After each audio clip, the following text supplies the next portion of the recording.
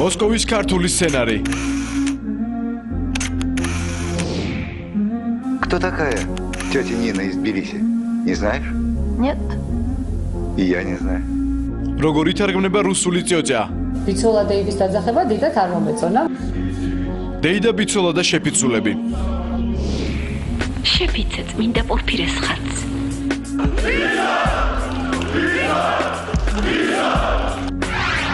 ხაჩიშვილი, დუმბაძე, გელბახიანი, ხომერიკი, მოსკოვური ოთხეული, კავშირები ასლან აბაშიძესთან და ალექსანდრე ებრალიძესთან.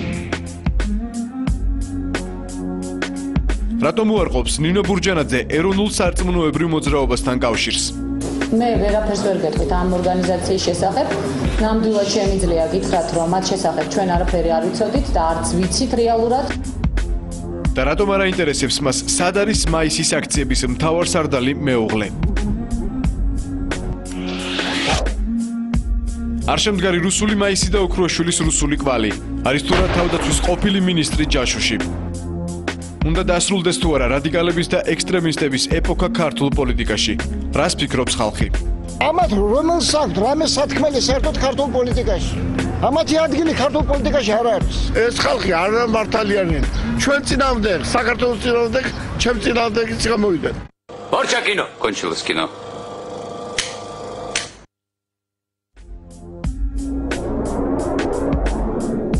სპეციალური რეპორტაჟი იმედზე. მაისის 5 დღე.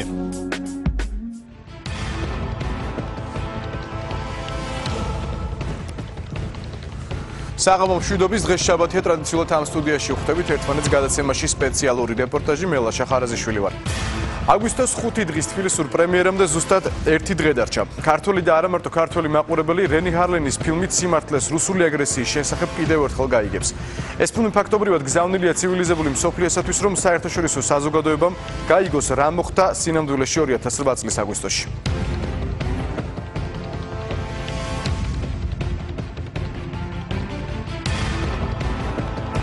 დღევანდელ ჩვენს გადაცემას სიმბოლურად მაისის 5 დღე დავარქვით. საბედნიეროდ მაისის ამ 5 დღეს, როდესაც რადიკალური ოპოზიციის ქმედება ექსტრემიზმში გადაიზარდა, ქვეყნის ცხოვრება და არჩეული კურსი არ შეუცვლია, ისევე როგორც აგვისტოს 5 დღეს. შესაძლებელია თუ არა შედეგის თვალსაზრისით აგვისტოს 5 დღის მაისის 5 დღესთან შედარება. ბევრს ალბათ შეკითხვის ამ ფორმით და სიმწავით დასმაც კი გადამეტებულად მოეჩვენება, თუმცა არსებობენ ისეთებიც, რომლებიც ფიქრობენ, რომ ის რაც რუსეთმა ღია ომით ვერ მოახერხა, შიდა პოლიტიკური არეულობის სადა, თუმცა არც ამჯერად გამოუვიდა. ექსპერტული და პოლიტიკური წრეების მოსაზრებით მთავარი ხელის შემცვლელი ფაქტორი იმისა, რომ მოსკოვის სცენარი არ გარმეორდა, მხოლოდ ქართული საზოგადოება იყო. ის რაც თბილისის ორ ქუჩაზე 5 დღის განმავლობაში ხდებოდა, ბუნებრივია სპონტანური გეგმის ნაწილი არ იყო. მაისის 5 დღე თვეების მანძილზე იგეგმებოდა და მუშავდებოდა. სამართლდამცველების მიერ გამოქვეყნებული ფარული ვიდეო და აუდიო ჩანაწერების მიხედვით რუსული გეგმა ბოლომდე გამოიკვეთა. ბურჯანაძე ბიწაძე, უმცროსი ბიწაძე, უჩავა ბათიაშვილი და შემდეგ უკვე დუმბაძე, გელბახიანი, ხაჩიშვილი და ხომერიკი. ადამიანები, რომლებიც მაისის აქციებს ხელმძღვანელობდნენ და გეგმავდნენ. საკრებულოს და საზოგადოებრივი მაუწყებლის შენობების აღება, შეერაღებული რაზმები, მოლოტოვის კოქტეილები, ხელკეტები და სასაცილო, მაგრამ ეგრეთ წოდებული რაგატკები. სპეციალური რეპორტაჟი მაისის 5 დღე. ნაწილი პირველი. ეს ხელისუფლება სწრაფად უნდა შევცვალოთ, ხელისუფლება კი უნდა გასამართლდეს და დაისაჯოს. ეს არის ამონარიდი წიგნიდან გზაჯვარედინზე, რომელიც პოლიტიკურმა მოძრაობმა თეთრებმა გამოუშვეს. მისი რამოდენიმე ეგზემპლარი მოსკოვში მოხდა და სწორედ საქართველოში ძალადობრივი ქმედებების განხორციელების დაგეგმაც ამ წიგნის გადაცემიდან იწყება. ყველაფერი მაისის აქციების დაწყებამდე დიდი ხნით ადრე დაიგეგმა. საქართველოში ძალადობრივი ქმედების განხორციელების სცენარი რუსეთში დაწერეს. მაისის გამოსვლებამდე ნიკა გოგუაძე და რამაზ ღვალაძე მოსკოვში ჩავიდნენ, სადაც მათ სპეციალურ შეხვედრაზე თეთრების მიერ გამოცემული წიგნი გადასცეს. ეს იყო წიგნი, რომლის მეშვეობითაც მოსკოვი თბილისელ მოკავშირეებს დაშიფრულად ესაუბრებოდა. თეთრების მიერ გამოცემული წიგნი მოსკოვში ჩასულებს შინაგან საქმეთა ყოფილმა მინისტრმა და მხედრიონელმა თემურ ხაჩიშვილმა გადასცა. ინფორმაციის გადაცემა ხდებოდა შემდეგნაირად.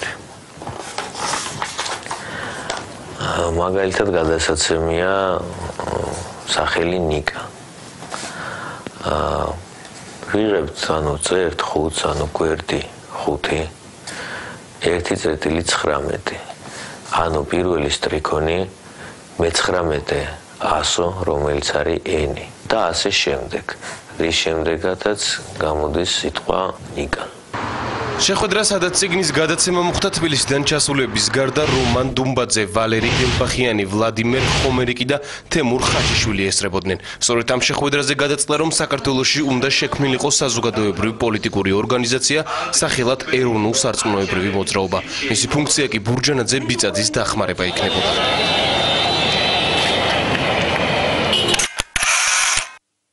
რუსეთში გეგმის დამუშავების პარალელურად კი საქართველოში ბურჯანაძე ბიწაძე ემზადებოდნენ. მოსკოვის დაკვეთით ეროვნულ-სარწმუნოებრივ მოძრაობასთან ერთად თბილისში კიდევ ერთი ორგანიზაცია შეფიცულები იქმნება. ნახევრად გასამხედროებულ ორგანიზაციას 21 მაისამდე ყოფილი მხედრიონელი გია უჩავა ხელმძღვანელობს. მას აქციების დაწყებამდე შეფიცულებში სამხედრო გამოცდილების მამაკაცების გაწევრიანება დაევალა. ეს არის რესტორან ზღაპარში გადაღებული ოპერატიული მასალა, სადაც არეულობის გეგმის შესახებ ბიწაძე ბათიაშვილი დეტალურად საუბრობენ. ჩვენი ძალა არის, რომ ჩვენ გვყავს ამას ამთავრად. გვყავს ორგანიზებული ეს შეფიცულები, ხო? ამას შეიძლება კიდევ გარკვეული სხვა ორგანიზებული ჯგუფები დაემატოს. მეორე ორგანიზებული ჯგუფი, რომელსაც ირაკლი ბათიაშვილის ზღაპრული შეკრების ასახსენებს, ეროვნულ-სარწმუნოებრივი მოძრაობა. ეს უკანასკნელი საქმეში მაშინ უნდა ჩართულიყო, როდესაც სახალხო კრება და შეფიცულები თბილისში ქაოსს გამოიწვევდნენ. მიტინგების მსვლელობის პერიოდში სახალხო კრებას და კერძოდ ბადრი ბიწაძის დაჯგუფებას უნდა მოეხდინა სერიოზული ძალისმიერი პროვოკაცია, რაც გამოიხატებოდა ტელევიზიაში შეჭრით. გამოეწვია ქაოსი. ამის შემდეგ ეროვნულ-სარწმუნოებრივი მოძრაობა უნდა შეერთებოდა ბადრი ბიწაძის მიერ დაწყებულ აქციას. გეგმის მიხედვით ბადრი ბიწაძეს შეფიცულებთან ერთად საზოგადოებრივი მაუწყებლის შენობა უნდა აეღოთ. ორგანიზატორების სცენარით სპეციალური ჯგუფები პირველი არხის შენობაში უნდა შეჭრილიყვნენ და იქ პოზიციები გაემყარებინათ. მიზნის მისაღწევად კი მათ ეგრეთ წოდებული მოლოტოვის კოქტეილები უნდა გამოეყენებინათ.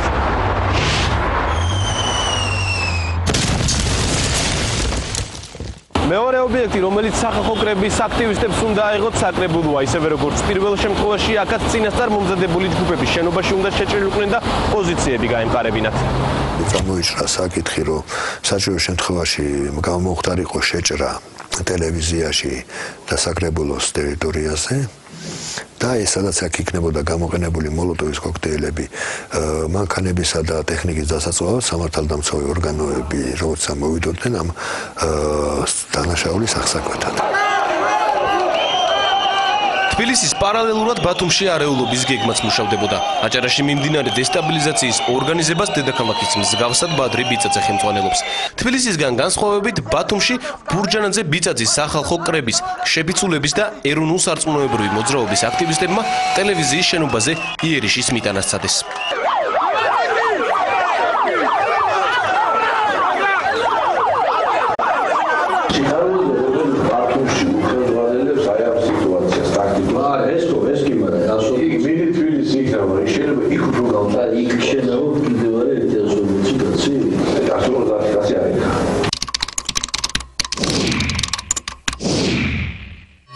აქციების დაწყებამდე შეფიცულებს ხელკეტებით, მოლოტოვის კოქტეილებით და რკინის ბურთულებიანი შურდულებით აიარაღებენ.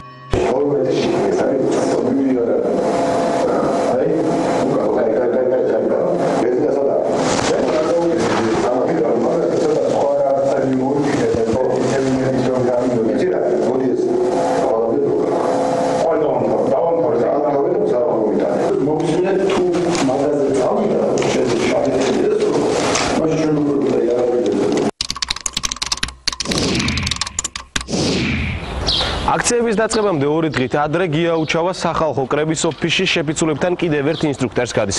დავალება არ იცვლება ოცკაციანმა ჯგუფებმა აქციის პერიმეტრი უნდა გააკონტროლონ და სამართალდამცველებს წინააღმდეგობა უნდა გაუწიონ. გააკეთებთ ასეთ განაცხადს. გამოყოფ კაი მაგარ ბიჭებს. ერთი ოცკაციანი ჯგუფი, მეორე ოცკაციანი ჯგუფი საზოგადოებაში. თუ იქნება. ორკაც გაუშვებს ასეულო. თუ მე დაეჯახებენ გავდეთ და მომთხარ.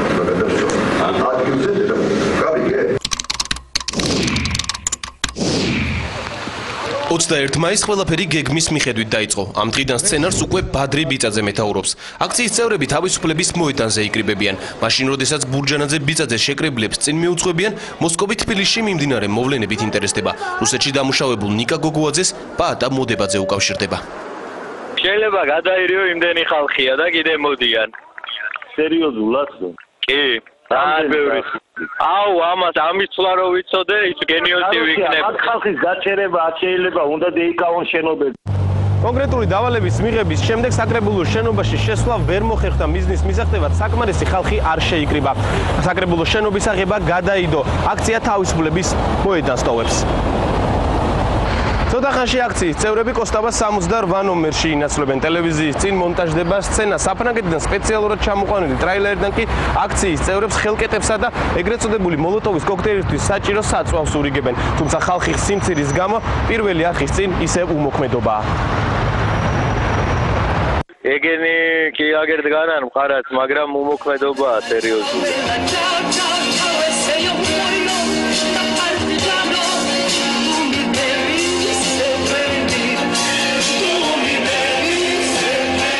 აქციები პირველი არხის შენობასთან რამოდენიმე დღე გრძელდება. ამ ხნის განმავლობაში კი ბურჯანაძე ბიწაძე ძალადობრივი გზით მიზნის მიღწევის გეგმას ამუშავებენ. ამჯერად საქმეში უკვე პატარა ბიწაძე ერთვება. ბევრი ფიქრის შემდეგ ის გადაწყვეტილებას იღებს და დედას სისხლისღვრის სცენარს თავაზობს. ბევრი უკეთეს ფოტოებში. თავი ასე გააკეთე, ეს პოლის მანდელზე. შეგვიძლია მიიღოს შემოსული პარტიების სცენარზე სამბოლო გადავაბოროთ, მაინც შეიძლება გამოვიდეს. თუ პასუხისმგებლობა იღებს, მაშინ სამოქალაქო ომზე დასწრებს. მიგმოვა, კასტიკურიზოს და ხუთასკასტიკურიზოს. ეგრეა. და ყველა ირმა რომელმაც რაღაცას მიაღწიეს, ის არის მისი მოწყობის ყველა. აქციებზე მცირერიცხოვან მომხრეებთან ერთად მხოლოდ შებიცულები და აქტივისტები დგანან. მოსკოვი თბილისელ თანამოაზრეებს კიდევ ერთხელ ურეკავს. რა შევეცდეთ? ჩვენ ველოდები თქვენ ზარს. ჩვენ ზათავართ და მიტინგი მიდის? მიტინგი მიდის ხო? რაღა ესა მიტინგია რა, ნუ არიან ხალხი, მიდის კი. თავარი დავალება ხალხის სიმცირის გამო კიდევ ერთხელ იდება. რუსული გეგმა ასეთი იყო. უნდა შექმნილიყო რამოდენიმე ჯგუფი, პირველი ბადრი ბიწაძის შებიცულები, მეორე სარწმუნოებრივი მოძრაობა, რომელიც ცეცხლსასრული იარაღით იქნებოდა შეიარაღებული. პირველ და მეორე ჯგუფს კონკრეტული დავალებები ეძლევათ. უკვე აქციის მიმდინარეობის დროს იკვეთება, რომ იქ მოქმედებს სხვადასხვა ჯგუფები, რომელსაც აქვთ მაგალითად ახალგაზრდა ჯგუფს დავალება, რომ გაეძარცვათ მაღაზიები და დაეწყოთ მანქანები.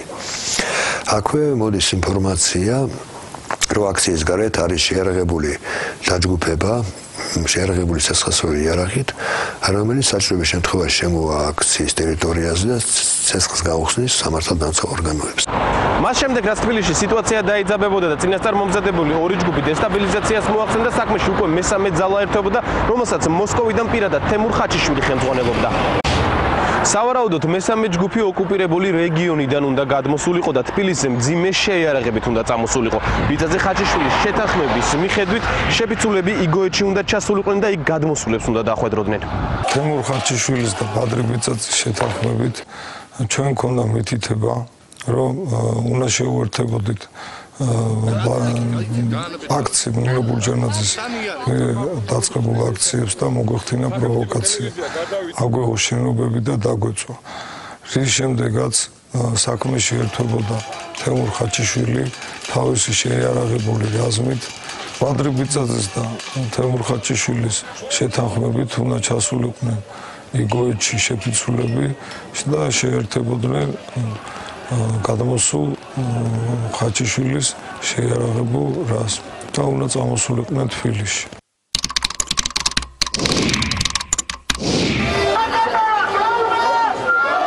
25 მაისს 12 საათზე აქციის წევრები კოსტავას ქუჩიდან რუსთაველის გამზირზე ინაცვლებენ. მსვლელობას რუსეთის დავალებით შექმნილი ეროვნულ სარწმუნოებრივი მოძრაობაც უერთდება. აქციები უკვე პარლამენტის შენობის წინ გრძელდება. რუსეთი თბილისელ მოკავშირეებს კიდევ ერთხელ ურეკავს.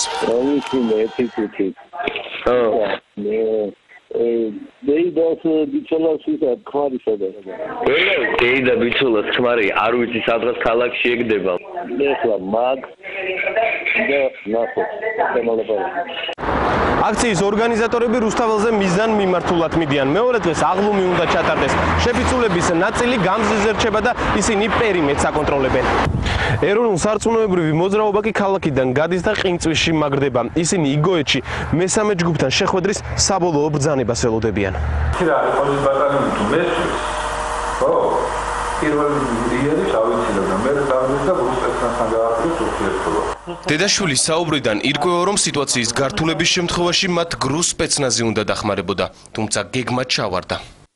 საზოგადოებამ მორიგი რუსული სცენარი არ მიიღო 26 მაისს საქართველოს დამოუკიდებლობის 20 წლის თავის აღსანიშნავი სამხედრო აღლუმი რუსთაველის გამზირზე მაინც ჩატარდა.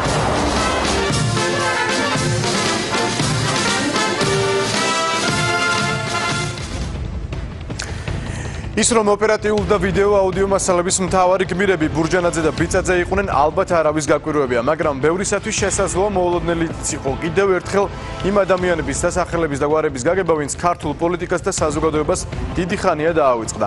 მაგრამ როგორც ჩანს, მათი ვალდებულებები იმდენად დიდია, რომ მათ საქართველოში არეულობა კიდევ ერთხელ სცადეს. თემურ ხაჩიშვილი სამშობლოს მოღალატე და შემდეგ ოკუპანტ ბორისოვის მიერ გაცვლილი გენერალი დუმბაძე. ვალერი გელბახიანი და მოსკოვში გადახვეწილი ხომერიკი, რომელსაც ქართული საზოგადოება ტელეეკრანიდან კარგად იცნობს ანტიქართული განცხადებებით. ადამიანები, რომლებიც ოპერატიული მასალის მიხედვით მაისის 5 დღეში აქტიურად იყვნენ ჩართულნი. ვინ დგას ამ ადამიანების უკან პოლიტიკური ტერმინოლოგიით მოსკოვი, თუმცა როგორც ამბობენ პოლიტიკური მოსკოვი თავის მხრივ კონკრეტული პიროვნებებია. ამ შემთხვევაში ასლან აბაშიძე და ალექსანდრე ებრალიძე. ვინ არის და ვისთან აქვს კავშირი? მაისის 5 დღე, ნაწილი მეორე. ვალერი გელბახიანი, თემურ ხაჩიშვილი, რომან დუმბაძე, ესენი არიან ის ხალხი, ვინც ამჟამად აქ არ არიან. ისინი დავალებებს მოსკოვიდან იძლეოდნენ, ეს კადრები რამდენიმე დღის წინ სასტუმრო ამბასადორშია გადაღებული. მოსკოვური კონსულტაციების შემდეგ იმ დღეს ეროვნულ სარწმუნოებრივი გაერთიანება დაფუძნდა. პრეზენტაციაზე განაცხადეს, რომ კიდევ ერთი ახალი საზოგადოებრივი მოძრაობა შეიქმნა, თუმცა გარკვეული აჭრები მაშინვე გაჩნდა. სრულიად შემთხვევით გაირკვა, რომ მოძრაობის თბილისურ პრეზენტაციას მოსკოვიდან აკონტროლებდნენ. გაუთვალისწინებელი დეტალი დარბაზში სააგენტო პირველი ჟურნალისტმა დააფიქსირა. ეროვნულ ცნობიერებას, აზროვნების წესს, ქცევის პრეზენტაციის მსვლელობისას მის ორგანიზატორებს მაგიდაზე პორტატული კომპიუტერი ედოთ და Skype ჩართვის მეშვეობით უცნობი იუზერი დაფარული სურათით ღონისძიებას ონლაინ რეჟიმში ატევნებდა თვალს. მოულოდნელად მონიტორზე ვლადიმერ ხომერიკის სახე გამოჩნდა, რის თანახვაზეც მოძრაობის ლიდერი ნიკოლოზ გოგუაძე სასწრაფოდ წამოდგა და Skype-ში სურათის ჩვენება გათიშა. გაერთიანება, რომელსაც მაღაზიები და პოლიციის მანქანები უნდა დაეწვა, მოსკოვიდან ფინანსდებოდა. ფული მის შესაქმნელად 4 ოდიოზურმა ფიგურა მიშოვა. თემურ ხაჩიშვილი, ვლადიმერ ხომერიკი, რომან დუმბაძე და ვალერი გელბახიანი. შეიარაღებული პროვოკაციების სქემის ლიდერი თემურ ხაჩიშვილი იყო. ხაჩიშვილი შინაგან საქმეთა ყოფილი მინისტრი და უშიშროების მინისტრის ყოფილი მოადგილეა. პირველი სკანდალური საქმე, რომელიც მის გვარს დაუკავშირდა, 1995 წელს ედუარდ შევარდნაძეზე განხორციელებული ტერაქტია. მაშინ ხაჩიშვილს ტერაქტის ბრალდება წაუყენეს და 7 წლით თავისუფლების აღკვეთა მიუსაჯეს.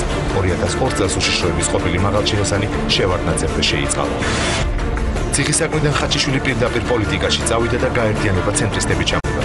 მოგვიანებით თავისივე მოძრაობის რეინკარნაცია მოახდინა და ახალი პარტია დათვები შექმნა.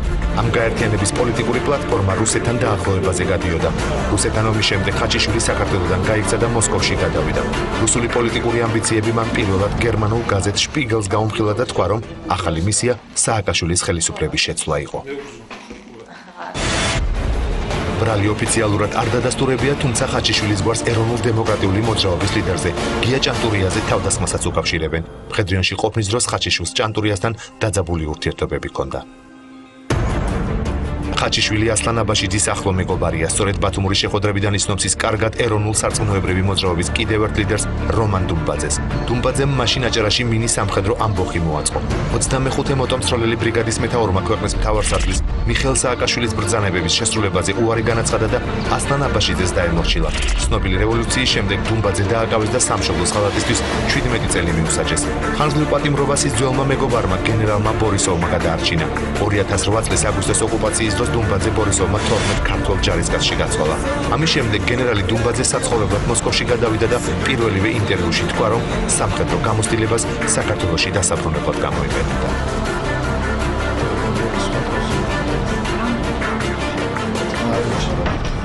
ჭორებს მოაყვებით. მე ამბოხეთა სიაში ასლან აბაშიძის კიდევ ერთი მეგობარი და მისი ყოფილი თანაშემწე ვალერი გელბახიანია. მან პოლიტიკური მოღვაწეობა აბაშიძის აღორძინებიდან დაიწყო და ბათუმური სიიდის პარლამენტში ორჯერ მოხვდა. აბაშიძის მოსკოვში გაქცევის შემდეგ გელბახიანი პატარკაციშვილის გუნდში გადავიდა და მისი საარჩევნო შტაბის ხელმძღვანელი იყო. გელბახიანი საქართველოსთან სკანდალური ჩანაწერების შემდეგ გაიქცა. 5 იანვრის საპრეზიდენტო არჩევნების დროს ის დესტაბილიზაციის და არჩევნების დღეს საარჩევნო ყუთების გატაცებას გეგმავდა. შეთქმულების დეტალები პოლიციამ ფარული კამერით გადაიღო და გელბახიანზე საქმეც აღძრა. გელბახიანი, დუმბაძე, ხაჩიშვილი, ასლან აბაშიძის გუნდია, თუმცა ეროვნულ სარწმუნოებრივი გაერთიანების უკან კიდევ ერთი მოსკოვური კლანი დგას. ალექსანდრე ებრალიძე, პეტერბურგში მოღვაწე ქართველი მილიონერის ინტერესებს ამბოხის გეგმაში ვლადიმერ ხომერიკი ატარებდა. ხომერიკის და ბადრი მელაძის გზები 2008 წლის ომის შემდეგ გადაიკვეთა. პოლიტიკური ქორწინება ვენაში შედგა, მაშინ მათ მსოფლიოს ქართველთა კონგრესი ლევან პირველთან ერთად ჩამოაყალიბეს. შემდეგ პირველი საქმის ჩამოაშორეს და კონგრესი მათ დარჩათ. ვლადიმერ ხომერიკი ებრალიძის გუნდში მიხეილ ხუბუტიას მხარდამჭერებთან აღმოჩნდა. 2008 ეს ის 4 ფიგურაა, ვისი სახელებით შეიარაღებული პროვოკაციების გეგმაში პირდაპირ ფიგურირებს. დანარჩენები ჯერ ჩრდილში არიან. აბაშიძის განშტოება შორისაა ბიზნესმენის შალვა ბრეუსიც, რომელსაც ბადრი ბიძაძე პოლიტიკური მიზნების მიღწევაში მატერიალურ დახმარებას თხოვდა. ერთ-ერთი ასეთი მოლაპარაკება კიევის ღამის კლუბ ველვეტში შედგა. ჯერ ჩრდილში არიან. აბაშიძის განშტოება შორისაა ბიზნესმენის შალვა ბრეუსიც, რომელსაც ბადრი ბიძაძე პოლიტიკური მიზნების მიღწევაში მატერიალურ დახმარებას თხოვდა. ერთ-ერთი ასეთი მოლაპარაკება კიევის ღამის კლუბ ველვეტში შედგა. შესაძლოა ბევრისათვის მოულოდნელად მაისის 5 დღის მთავარი კატალიზატორი ბურჯანაძე ბიძაძის გარდა ირაკლი ოქრუაშვილი უნდა ყოფილიყო. ყოველ შემთხვევაში მაისის 5 დღემდე უფრო რადიკალური ქმედებებით რუსულ პარტია წოდებული ქართული პარტია იყო. ბოლოს ოქრუაშვილის ახლა უკვე დაშლილი, მაგრამ მაშინ ჯერ კიდევ თავის პარტიის ლიდერებთან 26 მაისის აღლუმის შაბარების პირობას დადო. ოქრუაშვილმა და ბოლოდროინდელ განცხადებებზე და რუსულ სატელევიზიო ეთერზე რეკლამის შემდეგ, მანამდე კი პოლიტიკური ოჯახი, დედა, მამა და შვილი, რომელსაც სიტუაციის გამწვევების შემთხვევაში არც მეტი არც ნაკლები რუსეთის გრუს სპეცდანაშრომლების რაზმის იმედი ჰქონდა. მამა, რომელიც როგორც მოგვიანებით გაირკვა, მაისის მთავარსარდალი იყო და დედა, რომელსაც დეიდა ბიცოლას სახელით მოიხსენიებენ. მართალია, თავად დეიდა ბიცოლა ღიმილით გააპროტესტა, მაგრამ როგორც ჩანს, ქალბატონ ნინოს პოლიტიკური ზედმეტსახელი დეიდა ბიცოლას კარგა ხანს დარჩება. თუმცა შესაძლოა ბევრმა მოს ფილმში გადაღებული ლეგენდარული მიმინოს საქვეყნო ცნობილი ფრაზა შეკითხვა არჩიოს გდოდა გაეწიოჯა ნინაის თბილისი. მაისის 5 დღე, ნაწილი მესამე.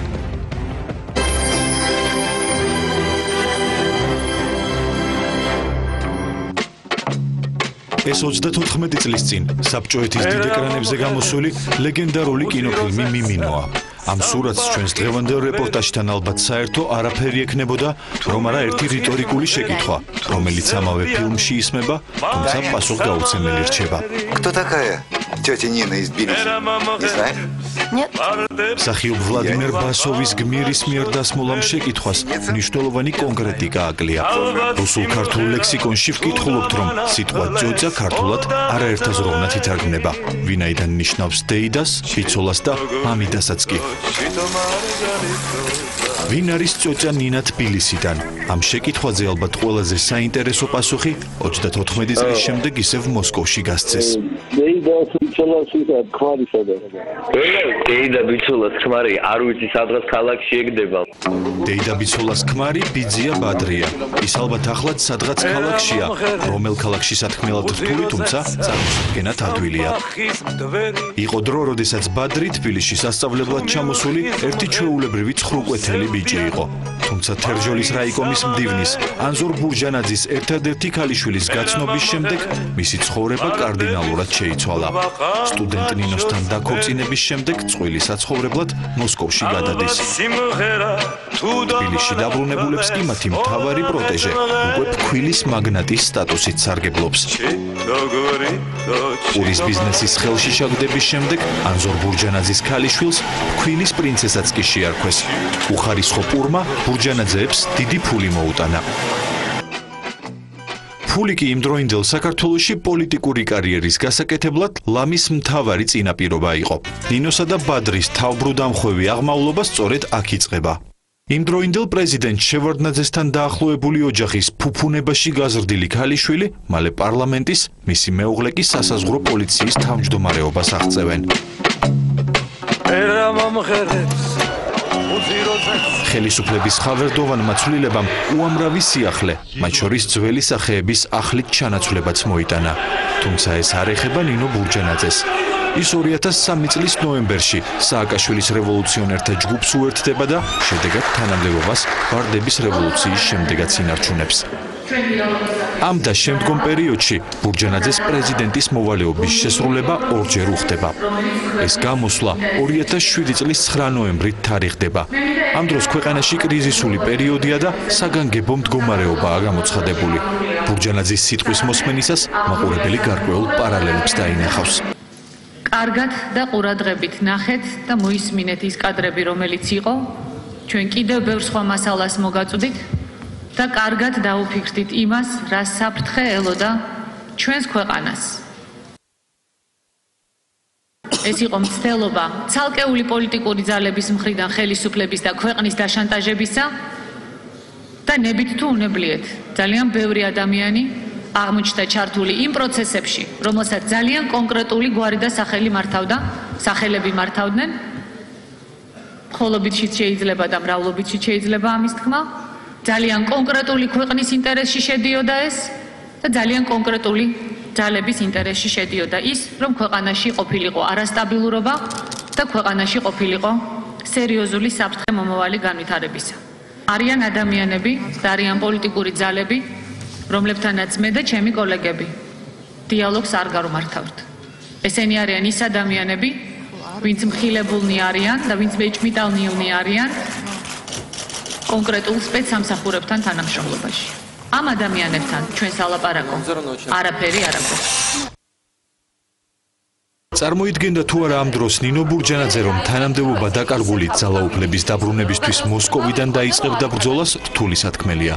თუმცა ფაქტია, რომ 2008 წლის რუსეთ-საქართველოს ომის შემდეგ ის ოკუპანტ ქვეყანაშიც არაერთხელ ჩავიდა, ოკუპანტის ჰიმნსაც ამაყა თუ სმინა და თავარ ოკუპანტ ვლადიმერ პუტინს დახურულ კარს მიღმაც არაერთხელ შეხვდა. პუტინთან შეხვედრები მხოლოდ შეხვედრისთვის არ იმართება, ამბობდნენ მაშინ ანალიტიკოსები. ვარაუდები გამართლდა.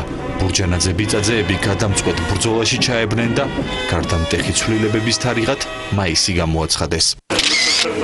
დედაქალაქის საკრებულოსა და საზოგადოებრივი მაუწყებლობის შენობების შტურმით აღება და სამართალდამცავებზე თავდასხმა. მოსახლეობაში პანიკის დასათესად კი მაღაზიების ძარცვა და ავტომობილების დაწვა. ეს ყველაფერი ბადრი ბიწაძის გასამხედროებულ შეფიცულთა რაზმს უნდა გაეკეთებინა. შეფიცე წმინდა პორფირეს ხარც. რაც არ უნდა მოხდეს, ხმა კლინტი არ დაგწდება ჩემზე.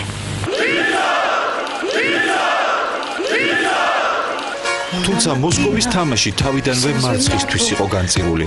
კოსტავას ქუჩაზე მიმდინარე და რუსაველის გამზირზე დასრულებულ აქციებს საზოგადოების აბსოლუტური უმრავლესობა პირველივე დღიდან გაემიჯნა. მასობრივი არეულობის შემსრულებლებს ვერც გრუს სპეცრაზმმა და ვერც რუსულმა ფულმა უშველა. დამარცხებულ დეიდა ბიცოლას მედიცინის ენაზე რომ ვთქვათ, სკლეროზი დაემართა. მას ყველაფერი, მათ შორის ბადრიც კი დაავიწყდა. Ой, напрасно, тетя, вы лекарства пьете и все смотрите в окно. Не волнуйтесь, тетя, дядя на работе, а не с кем-нибудь в кино. მე ამ წუთში სამწუხაროდ ნამდვილად არ ვიცი, სად არის ჩემი მეუღლე. არ მაინტერესებს, გინებავ დაიჯერებ, გინებავ არა. პირველად უკანასკნელი 26 წლის მანძილზე ნინო ბურჯანაძემ მარჯვენა ხელიდან საქორწინო ბეჭედიც მოიხსნა და ამას ორიგინალური ახსნაც მოუძებნა. უბრალოდ ვიღრძე მარჯვენა ხელის თითები, რომელიც არის გასიებული და უბრალოდ ეს ბეჭედი ხელზე არ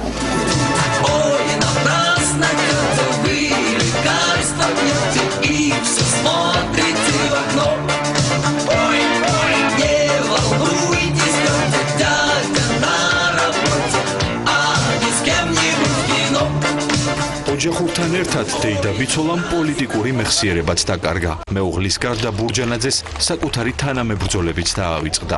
ვერაფერს ვერ გეტყვით ამ ორგანიზაციის შესახებ. ნამდვილად შემიძლია გითხრათ, რომ მათ შესახებ ჩვენ არაფერი არ ვიცოდით და არც ვიცით რეალურად, ვინ არის ეს ამ აქციის თუ ამ ორგანიზაციის წევრები. დეიდაბიცოლა ნინოს და ბიძია ბადრის პოლიტიკური კარიერა როგორც ჩანს დასრულებულია. სავარაუდოდ ამ ადამიანების ხელისუფლებაში მოსვლის დიდად არც კრემლში სჯეროდათ.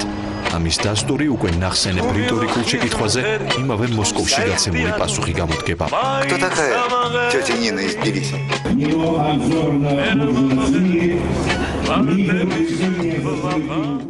Борчакино, кончилось кино. რას ფიქრობს ხალხი მაისის 5 დღის მთავარ პერსონაჟებზე და რა უნდოდა ან რა უნდა ირაკლი ოქრუაშვილს. რამდენიმე წუთში რეკლამის შემდეგ მაისის 5 დღე გაგრძელება. არ გადართოთ.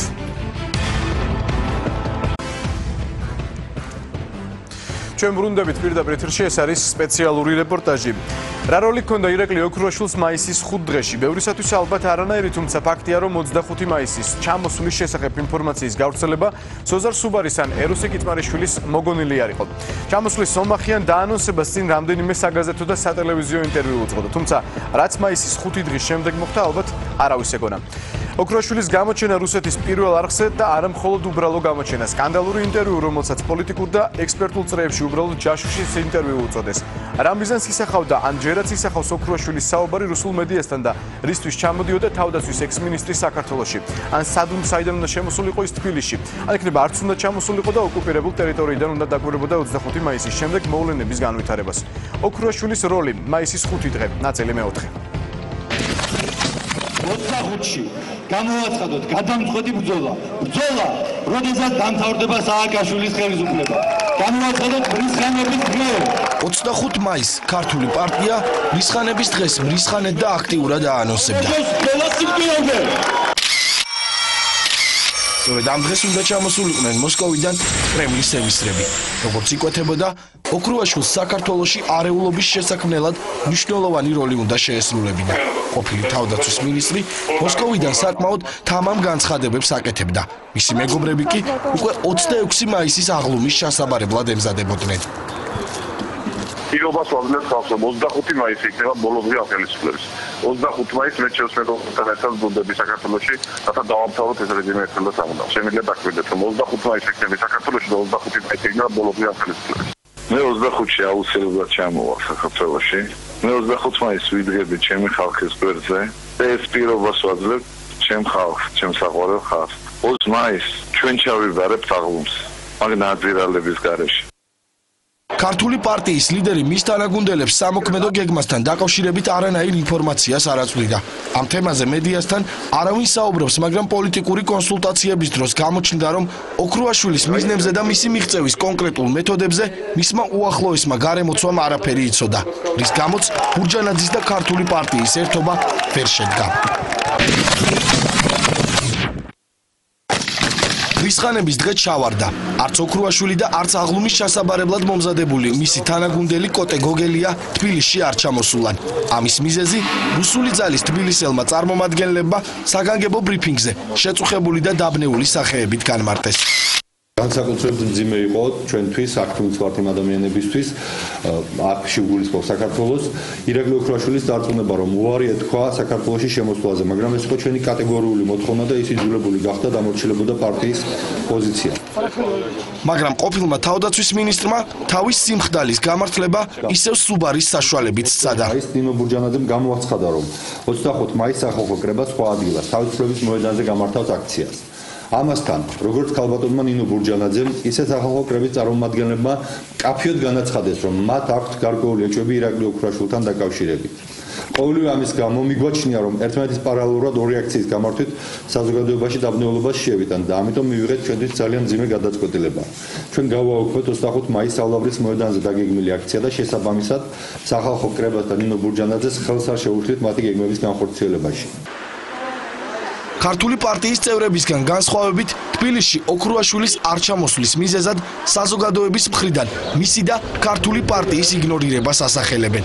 როგორც გამოჩნდა, ოქრუაშვილის დამკვეთებს ანუ კრემლს და თავად ქართული პარტიის ლიდერსაც ხელისუფლების დასამხობად მთავარი გათვლა იმაზე ჰქონდა, რომ თბილისში ძალიან ბევრი ხალხი გამოვიდოდა, რასაც არეულობა და სისხლის ხრა მოყვებოდა. მაგრამ სცენარი ჩავარდა. საზოგადოება სრულ ირაკლის არ აყვა. ექსპერტები ამბობენ, რომ მიწმარიშვილის და სუბარის მიერ დასახელებული ვერსია, მხოლოდ ხალხის თვალში ოქრუაშვილის რეაბილიტაციის მცდელობაა. ყველა, ვისაც საქართველოსთვის უდგეს გული. რისხანების დღის ჩავარდნის შემდეგ რუსულმა სპეცსამსახურებმა ოქრუაშვილს ახალი მისია დააკისრეს.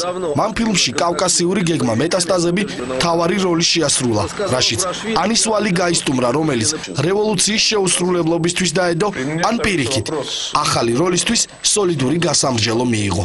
ჯაშუშისთვის დამახასიათებელი რიტორიკით ოქრუაშვილმა რუსეთის პირველი არხისთვის მიცემულ ინტერვიუში განაცხადა, რომ საქართველოს ხელისუფლება რუსეთის წინააღმდეგ მოქმედ ტერორისტებს თავისუფლად გადაადგილების საშუალებას აძლევდა. მათ ეძლეოდათ დერეფანიდან ერთხელ არა, არამედ ორჯერ. მე ვიყავი თვითმხილველი და თავად ვერ მუშაობდი ორგანოებში. ჩვენ ვატარებდით დაღესტნიდან თურქეთის მიმართულებით და პირიქითაც გავუხსენით დერეფანი. ასეთი საკითხები მის გარეშე არ წყდებოდა. თუ არ ვწდები, ეს იყო 2005-2006 წლები. როგორც ფილმში გამოჩნდა, ოქრუაშვილმა რუსების მიერ დაწერილი კიდევ ერთი სცენარი წაიკითხა, რომელიც ანტიქართულთან ერთად ანტიამერიკულიც იყო. ოქრუაშვილმა თქვა, რომ 2008 წლის რუსეთ-საქართველოს ომისკენ საქართველოს ამერიკის მაშინდელმა პრეზიდენტმა ჯორჯ ბუშმა უბიძგა. კრემლის გადაღებულ ფილმში მან ამერიკის სახელმწიფო მდივნის ყოფილი თანაშემწე და ამჟამად აზერბაიჯანში შეერთებული შტატების ელჩი მეთიუ ბრაიზაც ახსენა. ფილმში ნათქვამი იყო ისიც, რომ შეერთებული შტატები საქართველოსა და აზერბაიჯანში გახსნილ ანტივირუსულ ლაბორატორიებში ქიმიურ იარაღს ამზადებს. ჯაშუშური ქმედება, ბოდვა, პროვოკაცია. ასეთია ოქრუაშვილის ბოლო სატელევიზიო ინტერვიუზე შეფასება. საინტერესო ის არის, რომ ოქრუაშვილის რუსულ პროვოკაციას არარადიკალური ოპოზიცია სრულად გაემიჯნა. მისი მხარდამჭერი მხოლოდ სოზარ სუბარი აღმოჩნდა, რომელმაც განაცხადა, რომ ოქრუაშვილი ჰაერზე არ ლაპარაკობს. სუბარის განცხადებას კი პოლიტიკურ და ექსპერტულ წრეებში ასეთი შეფასება მოჰყვა. მოღალატის დამცველი თავად მოღალატეა. მაისის 5 დღე დასრულდა, თუმცა რა მიზანს ემსახურებოდა ოქრუაშვილის ბოლო სატელევიზიო ინტერვიუ, ეს ახლა მხოლოდ ოქრუაშვილმა და მისმა დამკვეთებმა იციან. თუმცა ფაქტია, რომ წარუმატებელი მაისის შემდეგ ფილმი მეტასტაზის შემთხვევით არ გავიდა ეთერში. არ თბილისში ჩამოსვლის შესახებ მუქარა იყო შემთხვევითი. ან საიდან უნდა შემოსულიყო ოქრუაშვილი? ბუნებრივია ოკუპირებული აფხაზეთიდან ან ცხინვალიდან, იმ ტერიტორიებიდან, რომელსაც ახლა მოსკოვი აკონტროლებს. ან ჩამოვიდოდა კი საერთოდ და ხომ არ გაითამაშებდა მოსკოვთან შეთანხმებით თავის ექს-მინისტრი რაიმე პროვოკაციულ სცენარს და სიტუაციის მართვას და საზოგადოების მოტყუებას გალიდან ან თუნდაც ცხინვალიდან ხომ არ შეეცდებოდა. გამორიცხული არაფერია. ერთ-ერთი საგაზეთო ინტერვიუდან კი ირკვევა, რომ 24 მაისს ცხინვალის ტელევიზიით მარიონეტული ხელისუფლების წარმომადგენელმა ბორის ჩოჩიევმა მაყურებელს ამცნო, რომ ხვალ, ანუ 25 მაისს ცხინვალში ირაკლი ოქრუაშვილი გაივლიდა. 24 მაისს საღამოს მოულოდნელად გაწყდა სამხრეთ-ოსეთული ტელეეთერი. გამოვიდა ბორის ჩოჩიევი და განაცხადა, რომ ხვალ, ესე იგი 25-ში, სამხრეთ ოსეთის გავლით საქართველოში ჩასვლას აპირებს ყოფილი თავდაცვის მინისტრი ირაკლი ოქრუაშვილი. ამით დაამთავრა და შეწყვეტილი გადაცემა ისევ გააგრძელეს. როგორც ადგილობრივი ჟურნალისტები ამბობენ, ისეთი შთაბეჭდილება შეექმნათ, რომ ვიღაცამ დაავალა ამ კაცს გამოსულიყო და ეს განცხადება გაეკეთებინა. არ ყოფილა არც შეფასება ან მოწოდება, რომ ეს დაუშვებელია. ან ელანძღათ ოქრუაშვილი ჩვენი მტერი მოდისო. დარწმუნებული ვარ, რუსეთი გარკვეულ კარts ათამაშებდა. ცხინვალი მზად იყო, თუმცა როგორც ჩანს, ბოლო მომენტში მოსკოვმა გეგმა შეცვალა. გაბანკროტებული ბურჯანაძე ბიწაძის შემდეგ ჩანს მოსკოვმა ოქრუაშვილის ბოლომდე გაბანკროტება აღარ დაუშვა.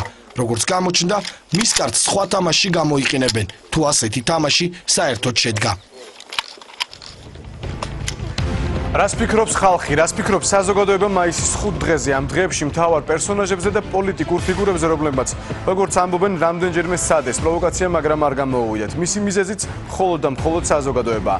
საზოგადოება, რომელმაც არ მიიღო ახალი რუსული სცენარი, საზოგადოებამ, რომელმაც რადიკალიზმს და ექსტრემიზმს მაისში უარი უთხრა. ეს უარი კი მოსკოვის ქართული ემისრების გეგმის ჩავარდნის მთავარი მიზეზი აღმოჩნდა. მაისის 5 დღე, ნაწილი მეხუთე. ადამიანები მაისის 5 დღიანი აქციის გმირები არიან. მათ შესახებ ექსპერტებმა საკმაოდ ბევრი ისაუბრეს და თქვეს ისიც, რომ მათ პოლიტიკა პოლიტიკა საერთოდ უნდა დატოვონ, თუმცა ისინი ექსპერტთა მოსაზრებებს არა ობიექტურს უწოდებენ. ახლა ჩვენ გადავწყვიტეთ, რომ აზრი თბილისსა და საქართველოს რეგიონებში მოსახლეობას რიგით მოქალაქეებს ვკითხოთ. შესაძლოა მათი მოსაზრება ერთი ან მეორე მხარისთვის თუ კი მხარეები საერთოდ არსებობს მიუღებელი აღმოჩნდეს, თუმცა ჩვენ ყველა ინტერვიუს შემოგთავაზებთ და ეს ხალხის აზრი იქნება.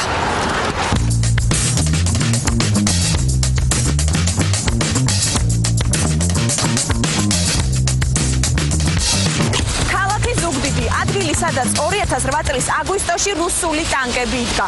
სპეციალური რეპორტაჟი დაინტერესდა, რას ფიქრობენ ზუგდიდელები იმ ქართულ ოპოზიციაზე, რომელიც, როგორც ამბობენ, ოკუპანტი ქვეყნის ინტერესებს ატარებს. სულ თუ არა მათი ხილვა კვლავ ქართულ პოლიტიკაში.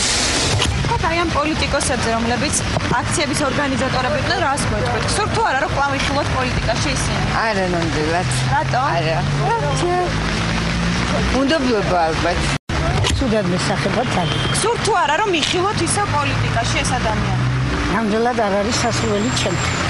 მიუღებელია ჩემთვის. მაბათეთ. აი რატომ არის მიუღებელი თუ შეიძლება? ნუ, იმიტომ დესტაბილიზაცია არ მიშერდება დღეს. ამის მეთაურები ნოლია მაგნიტის შევას. ნოლ. მე ვთვლი რომ ესენი ჩვენი ხალხის მოღალატეები არიან, გასა შენი ადგილის გულისთვის რო იბრძვილი. იბრძოლე, მაგრამ ომი და იმით არა გასა. როგორ შეიძლება? პოლიტიკაში რა უნდა დამარხა? არა. მოღალატეები არიან.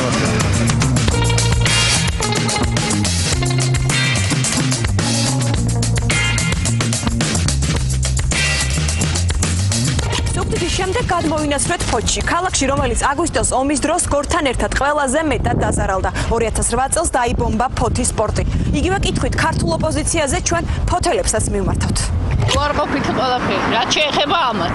აი კონკრეტულად რას? ნუ კონკრეტულად რა ვიცი, საერთოდ უარყოფითად ვარ განწყობილი ჯერ პიროვნულადაც და მერე კიდე რა ვიცი, ისედაც. აბსოლუტურად ესენი სულ რუსეთის აგენტები. სულ რუსეთის აგენტები ისინი. ასე თერმემაჩინი ისეთი საქართველოს მოყარული. რატო? არც ერთი. რატო და არ მომწონდა და იმი. მოღალატეები არიან აგილის ყველა. ჩემი აზრით ასია ბადო. გაჩეჩილაძეს რა უნდა პოლიტიკაში? ანდა ამას რა უნდა ქართული არის ის? ამას. მოსკოვში რო არის. რა უნდა? კიცმარიშვილი საქართველოს ელჩი იყო რუსეთში და ამბობდა ომი საქართველომ დაიწყო. ეს რა ელჩი იყო ეს? ეს მისი წარმომადგენელი იყო ეს. ანდა ბიცაძე. ანდა ამათ რომელს აქვს რამე სათქმელი საერთოდ ქართულ პოლიტიკაში.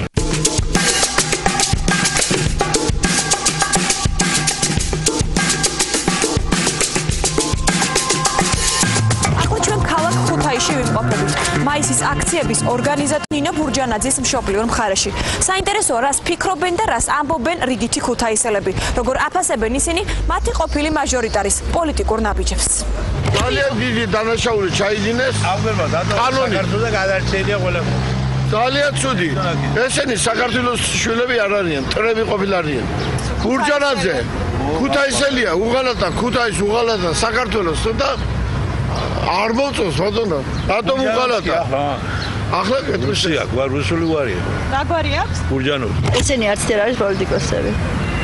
ჩემი აზრით პოლიტიკოსი არც ერთი არ არის. ესენი არის აი თანამდებობაზე, სკამზე, ფულზე შეყოლებული ადამიანები, რომლებიც ყველაფერს დათმობენ, როგორც თავის თანამდებობა ავტორიტეტი შეინარჩუნონ. ოპოზიციამ გამოაჩინა თავის თავი რა. საერთოდ არ უნდა გამოჩნდეს ქუჩაშიც. პოლიტიკაში კი არა. ჩემი პირადი აზრი ესეა. იმენა ჩემი. იმენა ბურჯანაძე.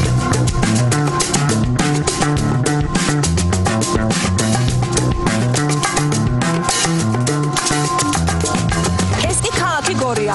ომის დროს ყველაზე მეტად დაზარალებული რეგიონი და ირაკლი ოქროაშვილის მშობლიური მხარე. რუსული ოკუპაცია საკუთარ თავზე ყველაზე მეტად სწორედ ამ ადამიანებმა გორელებმა გამოსცადეს. შესაბამისად საინტერესოა რიგითი მოქალაქეების პოზიცია გორიდან. არც ერთ დადებითი აზრის არა ვარ. ყველაზე უარყოფითია. აი ირაკლი ოქროაშვილზე რა სიტყვით მაინც გორელი არის და ირაკლიც მანდ არის და ბურჯანაძეს და სხვა. ყველაზე უარყოფითია. ამას უკვე დაკარგეს ხალხის ნდობა და აბა რომელი უნდა იყოს? ირაკლი ოქროაშვილზე რა სიტყვით მაინც გორელი არის თქვენი შვილი? რაც ხოძებით ის მაგაზები. ირაკლი ოქროაშვილს და ტლაშაძეს ვერაფრით ვერ დაუდგები მხარში და ვერ გავყვები. აი რატომ? ადამიანი ჯერ ერთ სიტყვის და მერე მეორე სიტყვის უნდა ერთი მიმართულება ქონდეს. ირაკლი ოქრუაშვილი როგორც პიროვნება მე ძალიან მომწონს, მაგრამ ქვეყნის ხელისუფლებაში მაგან ძალიან ბევრი შეცდომები დაუშვა. ოპოზიციის არაფერი არ ვიცი, მაგათი სტაბილურობის არაფერი არ მჯერებდა რა. არც მე მჯერებდა. აი ეს უნდა დავიჯერ. ოქრუაშვილზე რას იტყვით? ო გამანებე თავი.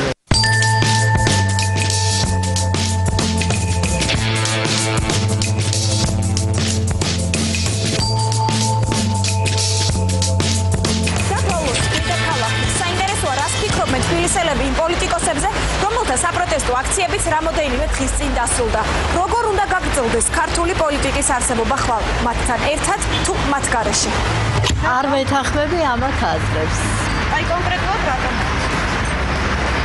არ მომწონს ამათ შეხედულებები. მართალი გითხრათ, ოპოზიციის მიმართ ძალიან სკეპტიკურად ვარ განწყობილი. ადამიანი, ვინც ქართულ საქმეს ვერ გააკეთებს, არ მგონია პოლიტიკაში იმისი ადგილი იყოს. ეს ადამიანები ვერ გააკეთებენ ქართულ საქმეს? არ ვიცი. ფიქრობ, ალბათ ვერა. არანაირად არ უჭერ მხარს და არც მინდა რომ მოვიდნენ ჩვენი ქვეყნის სათავეში. რატომ? არ მომწონს. მაგათი პოზიცია, როგორაც იქცევია. ძალიან დაიღალა ხალხი და ყველა დავიღალეთ ამდენი აურზაურით და რა ვიცი, მე მირჩევნია რომ სიწყნარე იყოს და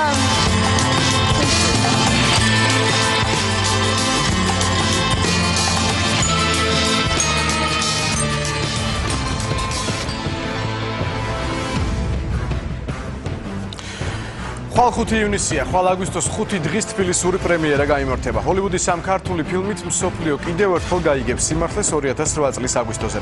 ამ ფილმის სცენარი რეალობაზეა დაფუძნებული. მაისის 5 დღეზე დაწერილი რუსული სცენარით კი პოლიტიკურმა მოსფილმმა რუსული კინო ამ ეტაპზე ვერ გადაიღო. მშვიდობიან ღამეს გისურვებთ დანახვამდის. მომავალ შაბათში ვხვდებით ამავე სტუდიაში.